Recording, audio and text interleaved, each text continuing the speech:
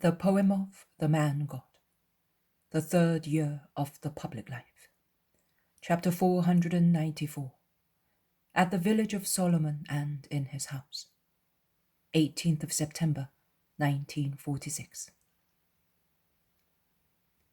In order not to be seen by people, they go into the village where Solomon's house is, walking along the bank of the river.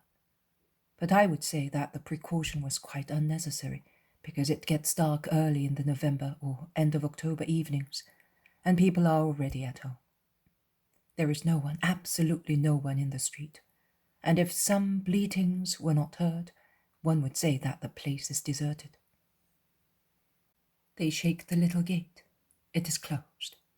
Well closed at the entrance of the little kitchen garden, which looks very tidy in the half-light.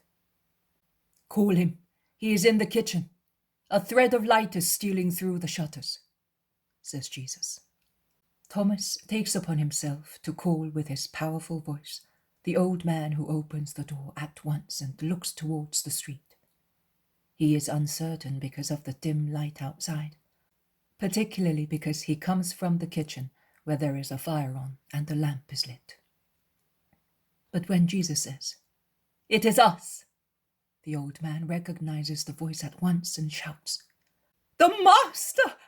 And descending the rustic step, he runs to open. "My Lord, come into your house, and may this day be blessed because it ends with your coming," he says, bustling with the lock of the gate, and he explains, "I am alone, and I close the gate well. The robbers are capable of anything. There are some who cause damage, now in one place, now in another, and they come down from the Gilead mountains. It is not that I am afraid for my life, but I had prepared for you. And here, Master, come. It is a damp evening. Your hair is wet with dew.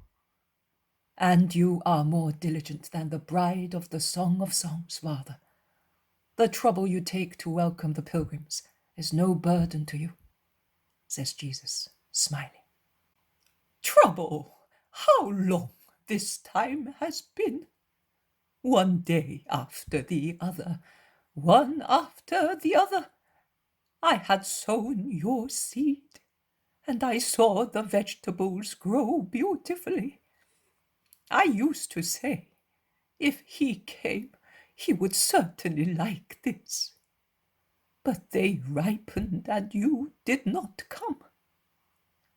And I saw the fruit color up on the trees, and I ate of them sadly, because you did not have any. That you gave me a lamb, a completely white one. I kept it for such a long time to eat it with you. I was hoping to see you before the tabernacles. Then a lamb all for me. Too much. I changed it for a little sheep, and they were good to me, because they did not want anything to balance the deal. But I have kept as much fruit and cheese as I could for you, as well as some dried fish and legumes, and I still have a few melons, and a little wine. I don't drink any, but I made some for you for winter time." He is speaking while cleaning the table. He lays the kitchenware on it and pokes the fire. He adds water to the pot, and he busies himself happily. He no longer looks like the poor old man of a few months previously. He goes out and comes back with some milk, and he says, apologizing, "It is only a little, because only one ewe gives some milk. But they will be two shortly. It is enough for you, however." He is fatherly, devoted and fatherly at the same time. He has taken the damp mantles and the dirty sandals, and has taken them elsewhere. He has come back with some apples and pomegranates and grapes, and also some figs half dried, and he says, I dried them like that, just to make you taste them. I thought of my Ananias, who was so fond of them when they were prepared like that." His voice, previously serene, lowers to a sad tone while saying these words, and he concludes, "And I thought that you would like them, and while I was preparing them, I felt as if I were preparing them for the son of my son." He shakes his head. He strives to smile, with his eyes shining with tears. Jesus, who had sat down at the table, stands up, and laying one arm round his shoulders, he draws him to himself, saying, "I like them very much. They remind me of my childhood and of my father. But you should not deprive yourself of so many things because of me. They are good for old people. You must remain healthy and strong to be able to welcome me thus every time I come. It is so pleasant to find a home like this, with a father waiting for us. Is that right, my dear friends?" "It is certainly right. It is so beautiful that we grow lazy instead of helping Ananias," says Peter, and he stands up exclaiming, "Come on, let us go and make our beds while Jesus speaks to him." "Oh, it is not necessary. They are always ready, and everything is clean. The only thing is that they are not enough. You are more than 12. But I will go and lie on the hay and—" "You will certainly not, Father. In that case I will go," says John. "No, I will," says Andrew and the others. "There is no need for that. I will sleep here on this table. It is certainly not harder than the bottom boards of my boat. And Marcian," says Peter. "Will sleep with me," says Jesus, interrupting him. "Or with me, if you wish so, as little Ananias used to do," says the old man with imploring eyes. "Yes, master, you always have me. I will go with him," says Marcia. Jesus caresses him, appreciating his gesture. "They have come several times looking for you after Pentecost. Then they stopped coming," says the old man. "Who was looking for him?" "Pharisees, and others like them. They wanted to question you. But I said, 'He has gone to his village. He is not here. And I don't know when he will be coming here.' That was the truth. And they got tired of coming, and they were looking for another man, a certain John, and they said that he was with you, and they perhaps thought that he was hiding here. I said to them, 'But that's his apostle, and he is with him.' They replied, 'Was his apostle blind in one eye? Was he old, sick, dying?' I realized that it was not you, and I replied, 'I know only John the Apostle, a young man who is kinder than a child and has a wholesome heart and body.'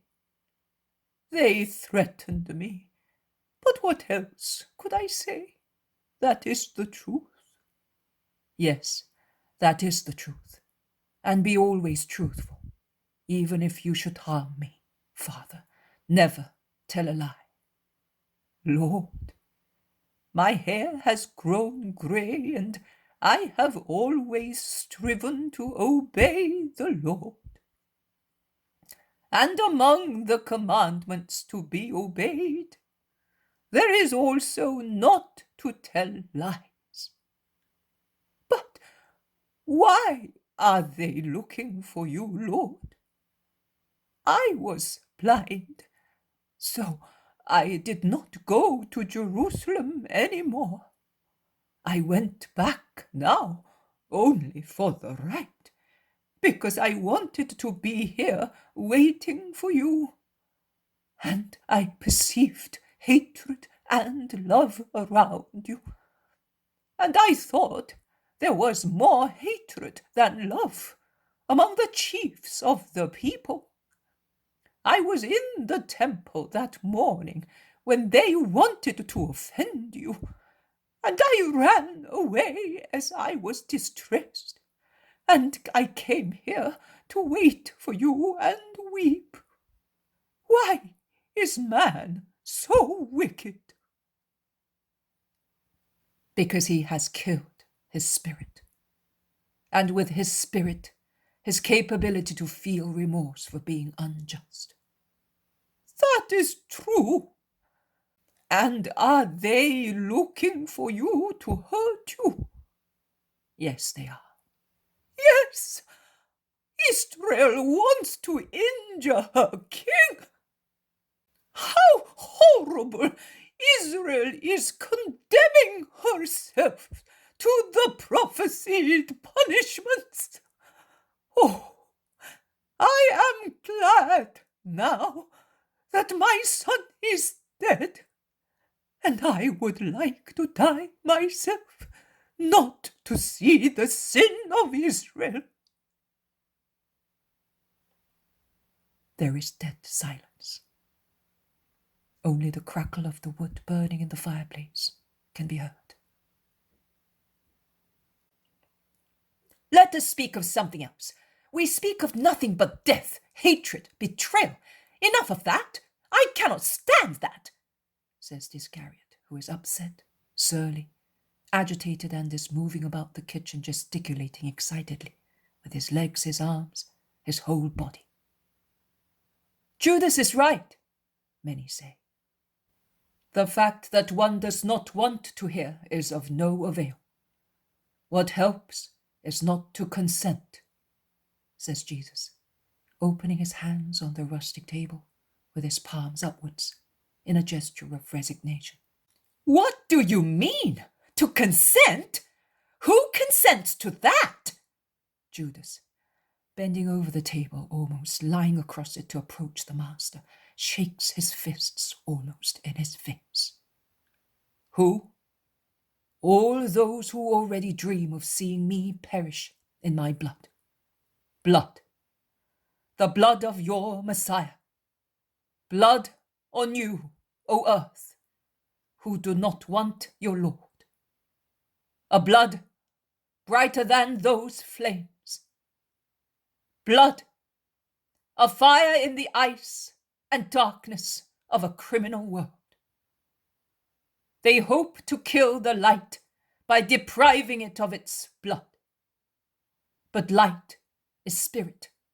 Blood is still matter. Matter weighs down the spirit. The blood spreads on a sheet of mica, dims the light, does it not?